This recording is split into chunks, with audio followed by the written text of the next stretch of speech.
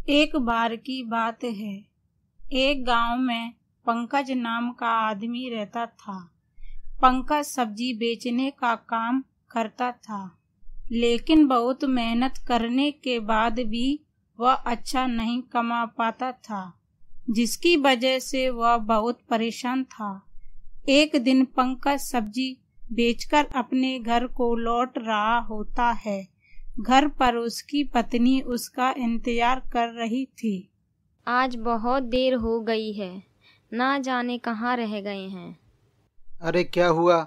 कभी कभी तो देर हो जाती है और तुम सोचती हो कि मैं फालतू घूमता रहता हूँ, पर जब देखो मेरे ऊपर गुस्सा करती रहती हो।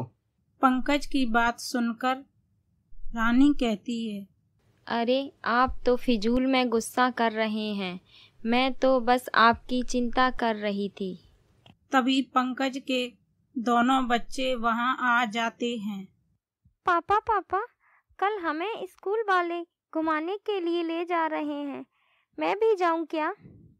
कहीं नहीं जाना है, घर पर ही रहो और पढ़ाई करो। वैसे भी हमारे पास पैसे नहीं हैं। पापा, तुम्हारे पास तो कोई पैसे ही नहीं होते हैं। एक छोटी सी फरमाइश की हमने, आप उसको भी पूरा नहीं कर सकते। गोलू की बात सुनकर पंकज को गुस्सा आ जाता है और वह गोलू को जोर से थप्पड़ मार देता है।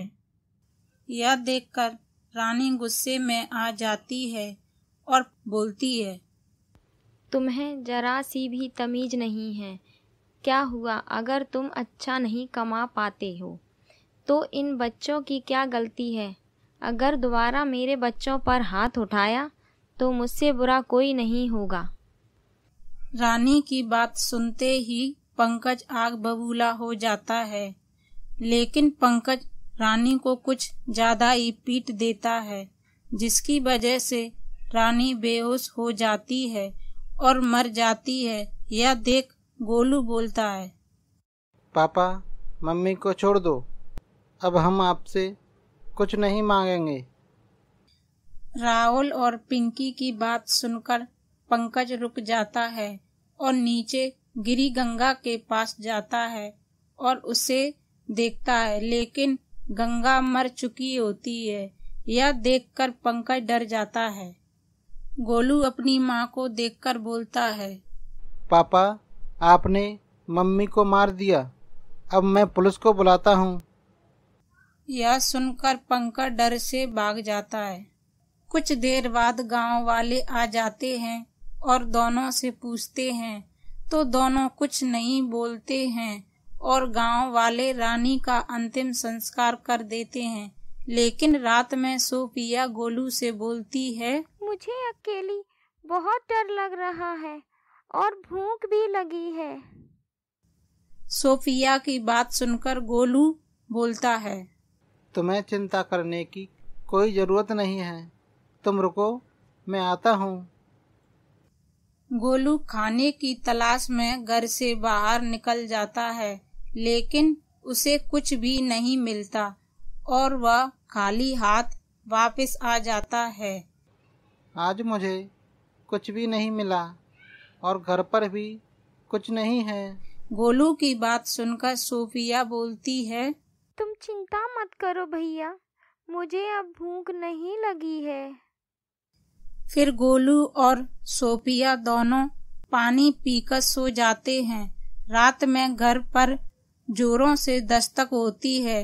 गोलू और सोफिया की नींद टूट जाती है कि गोलू जाकर दरवाजा खोलता है। दरवाजे पर रानी की आत्मा खड़ी होती है। रानी की आत्मा को देखकर गोलू खुश हो जाता है। रानी की आत्मा घर के अंदर आ जाती है। सोफिया भी अपनी माँ की आत्मा को देखकर खुश हो जाती है। अगली सुबह रानी की आत्मा गोलू और सोफिया को लेकर दूसरे गांव में चली जाती है और रूप बदलकर चाइनीज फूड की रेडी लगाने लगती है। मैं उस गांव से तो बाहर आ गई, भगवान मुझे कोई पहचान ना सके। हे भगवान, मेरी मदद करना कि मैं अपने बच्चों की अच्छे से देखभाल कर सकूं। तुम तो बहुत ही स्वादिष्ट चाउमीन बनाती हो। मैंने इतना बढ़िया चाउमीन नहीं खाई। गांव वाले की बात सुनकर रानी की आत्मा बोलती है, भैया, मेरे पति को तो मेरे हाथ का खाना पसंद नहीं है। अच्छा मैडम, मुझे माफ करना। आपके पति को फिर कुछ नहीं आता जाता, उसको नहीं पता स्वाद क्या होता है। जैसे जैसे समय बीतने लगा, रानी की कमाई बढ़ने लगी। गोलू और सोफिया भी खुशी खुशी रहने लगे।